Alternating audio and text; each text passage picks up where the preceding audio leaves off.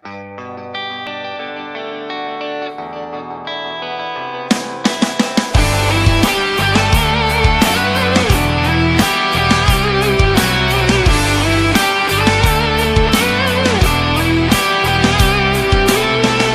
งคือทุกสิ่ง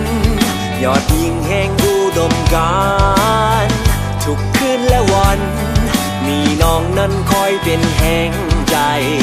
อายมีวันนี้ มีเกียรติศักดิ์ศรีย้อนมีจอมใจเทิดทูนความหากยิ่งใหญ่เหมือนว่าอยู่แดนสวรรค์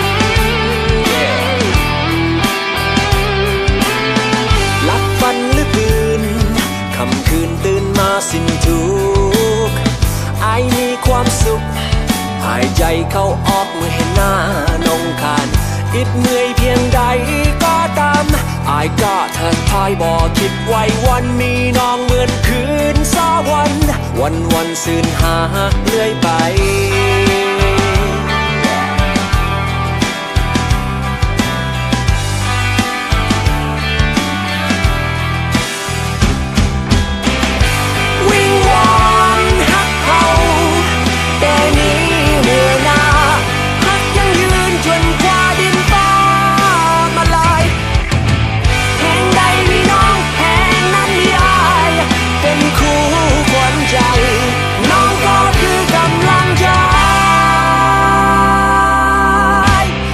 ผ่านพาจนมีวันนี้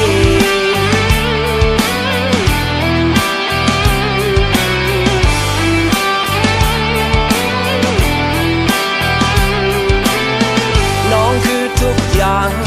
สี่ทางบรรลุเป้าหมายน้องคือจอมใจให้ทั้งปัญญาทรัพย์สินที่มีอายทะนงใจชีวิตแจ่มใสเพราะมีคนดีมีน้องเป็นคู่ซีดีจนมี